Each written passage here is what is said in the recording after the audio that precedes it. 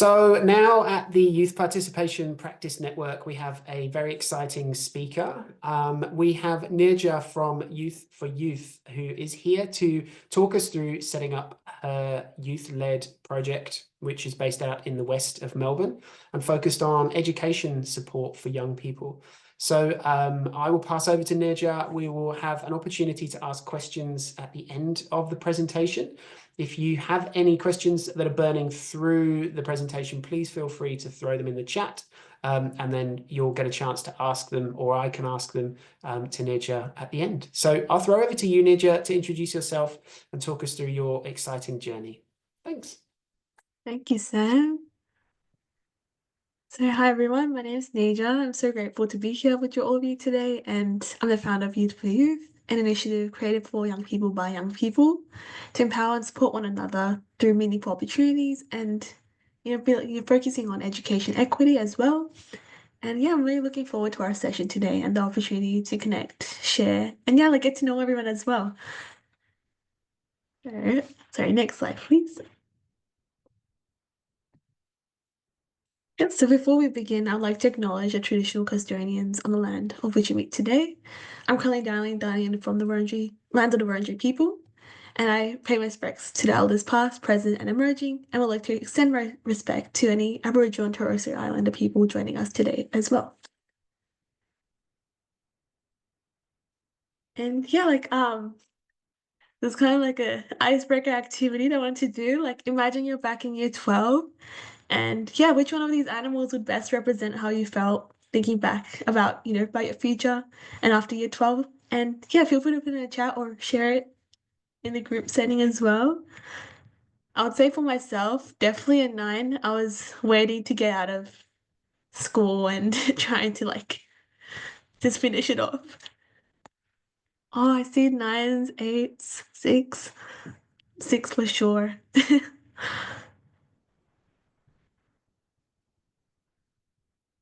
It was definitely really crucial and stressful at times, so I could definitely relate. Order 2 as well, for sure.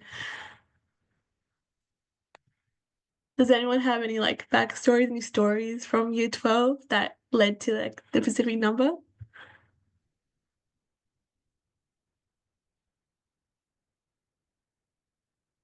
That sounds good. Can we please go to the next slide? Thank you. Yeah, so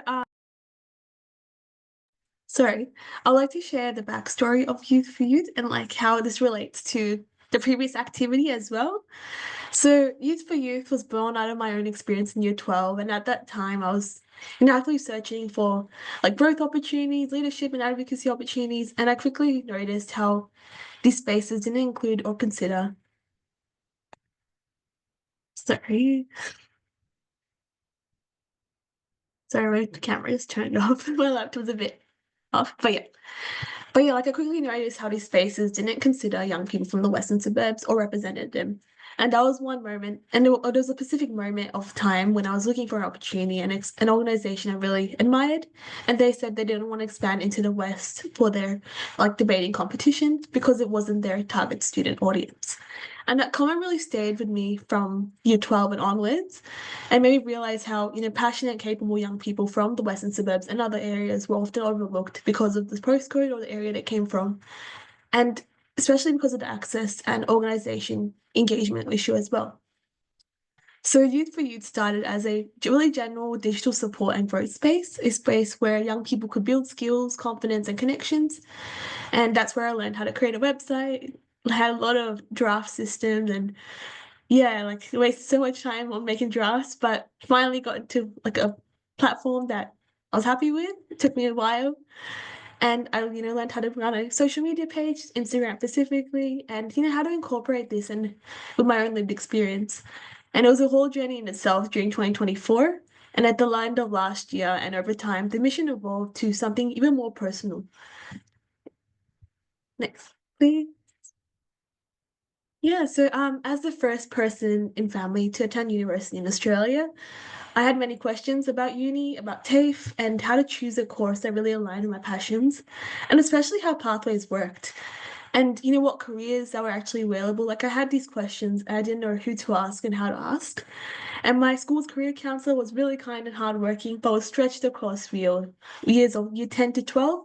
And it was really hard to get that personalized support in a, in a quick setting and get the personal support I really needed and to explore these different career options as well.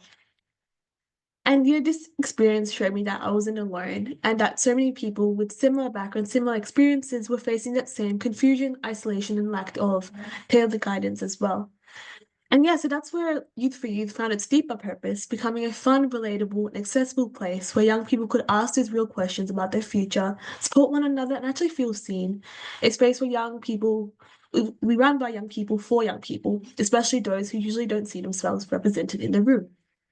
So this is where it kind of changed that focus of having a really general digital support system to having workshops that explore different diverse career options. And through our Pathways to Possibility season, or our career season that we call it now. And this series is about demystifying what life after school can look like. It's about the bridge between after year 12 and getting and what's next, whether it's university, whether it's TAFE, apprenticeships, or workforce, or in a gap year. And that's where we unpack different entry points into the fields that aren't always talked about at school as well, like arts, music, sport, media, and social impact, as well as the common degrees as well. And this is where we highlight the real, relatable stories from young people who have taken these paths as well. And it's also about showcasing the non-linear journeys from, after high school. Just because you don't meet an 8-hour requirement doesn't mean your goals are out of reach, for example. And there are so many pathways that lead to the same destination, which include like bridging courses, vocational options, alternate entry pathways, and more. But we just need that, awareness of these pathways. And we also talk about it in a more open and safe space as well. We want to make sure that young people know their dreams and there's so many routes to take and it can lead them from there as well.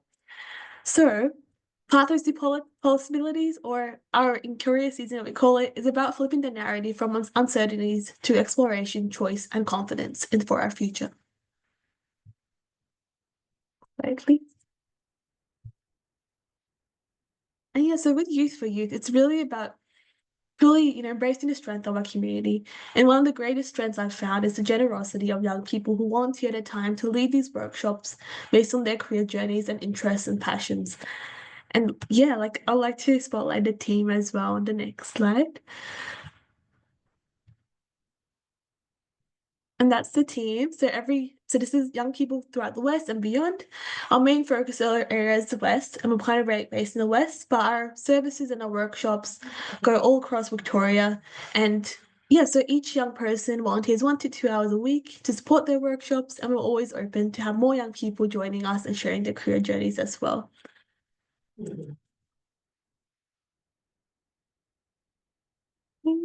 So yeah, these statistics are from the Western suburbs and reveal like a clear education equity that exists in the West.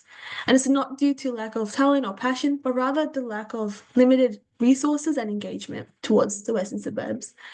And Y4Y aims to close this gap by focusing on holistic youth development, and that's beyond academics, and also building that awareness of the different pathways that exist. And so these workshops are actually run by young people for young people, like I said, and this is because we want to make sure that they're relatable, engaging, and relevant as well. While we're not experts or career counselors ourselves, we just want to share our experience to support young people. And that's why we love your support in, reaching a wider young group of young people as well. Some of the topics we cover are entrepreneurship, creative expression, and community involvement, as well as, building on the things that are taught in school.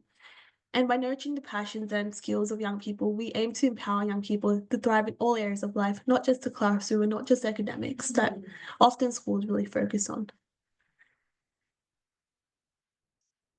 And these are 3 key areas of Y4Y. So we have workshops, resources, and we are currently aiming to create study groups as well. So just like having a digital space, just like, work on things together and in a free setting as well, because tuition and different resources are quite expensive, and we want to make sure we alleviate that gap, the gap of cost by having this free space where we can all learn from one another and have this collaborative space together.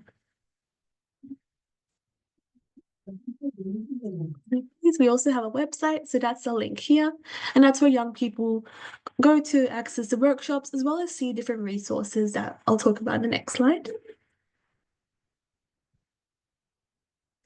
So on the resources page, we're currently developing some resources in terms of each career pathway, like how you can get to a pathway.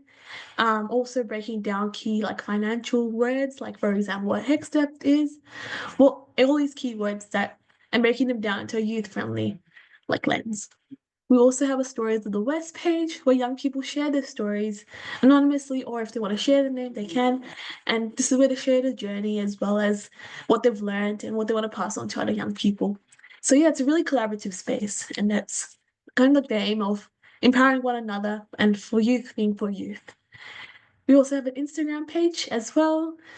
That was my first time using Instagram when I created the Youth for Youth page. So that was a journey in itself. So I learned quite a bit about social media then as well. So please. Yep, these are the workshops for 2025. So term 1 was like the pilot term. So that's where we engaged a couple of schools just to see how, what were the pros, what were the cons, what we were working on, what was going well, what wasn't, and kind of learning from there. And from there, we implemented as feedback from young people and students that attended to now the career season that's happening now. So within each workshop, we have a guest speaker and a young person, as well as some workshops have a graduate of a current degree, as well as someone studying the current degree as well. And these are the topic areas for term 2 and 3.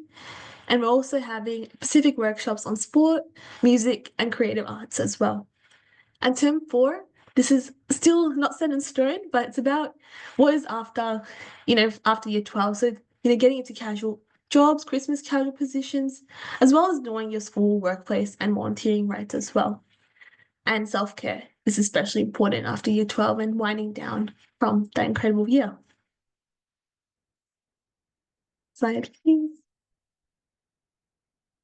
Yes, we're currently supported by councils in the West, including Melton, Brimbank, and Maribyrnong, as well as Wyndham, and as well as Western Bulldogs Community Foundation, who share the workshops amongst the young people that they work with.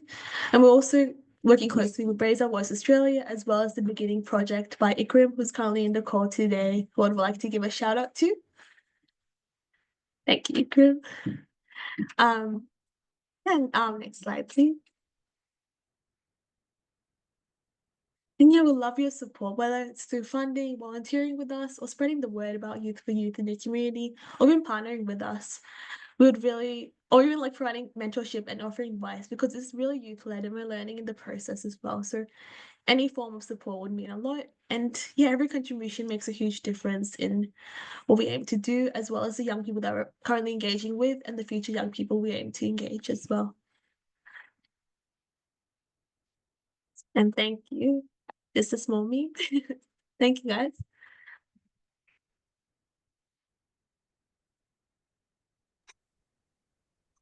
Awesome. That was fantastic, Neerja.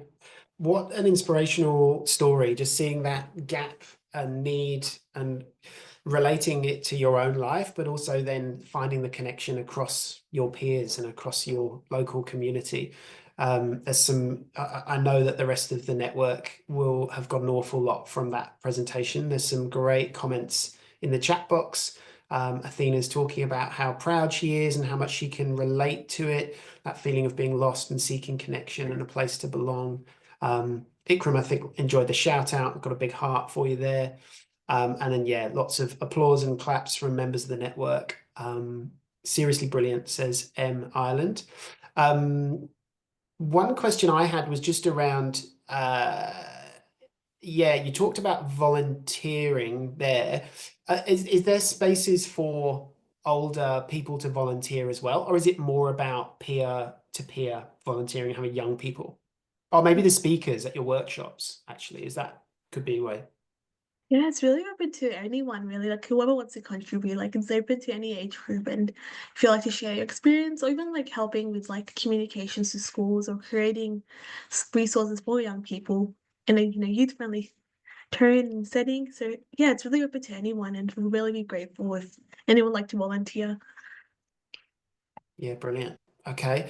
And last time we spoke, you were looking for a presenter on a particular topic. Is any of that still giving you a headache? Are there any shout outs for particular experiences that you are looking for at the moment? Yeah, for sure. I would definitely love having like guest speakers for youth work, for getting into music careers, art careers, as well as starting your own business, for example, as these were some crucial areas that young people really interested in, but just didn't have, like representation to like really look from and ask those questions from as well. So yeah, like definitely there are a few more, but yeah, these are like some of the crucial areas that I love some Mm. support from. Yeah, awesome. So maybe, yeah, if you want to kind of outline any of those in the chat and just include your email address as well, just to make it really clear for people and they can potentially follow up for you there. But yeah, interested if there are any questions from the group. Has anybody got any questions for Neerja about the journey to get where they're up to, or what's around the corner, anything that you wanted to, yeah, put your mic on and say?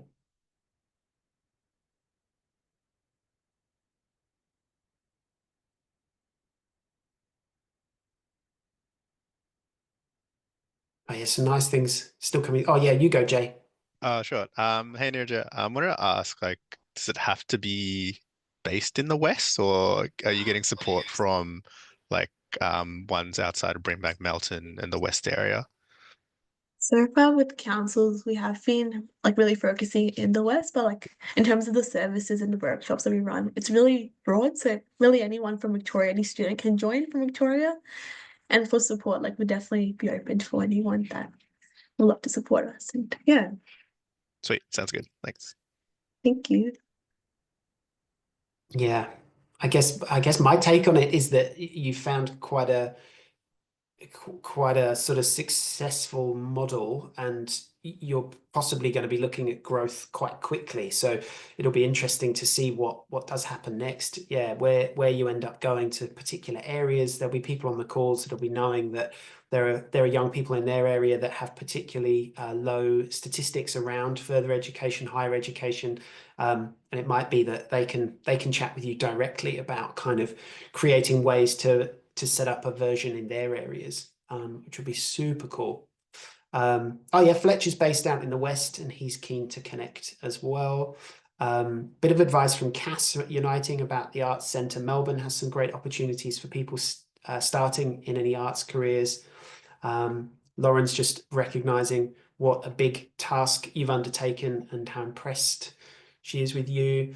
And M has talked about has got some help. It could help around music careers. Big Day Out, Blues Fest, 35 years of festival direction. That's cool. Awesome. And great. We might wrap it up there unless anybody's got any last burning questions or points to make. Otherwise, I'll stop the recording.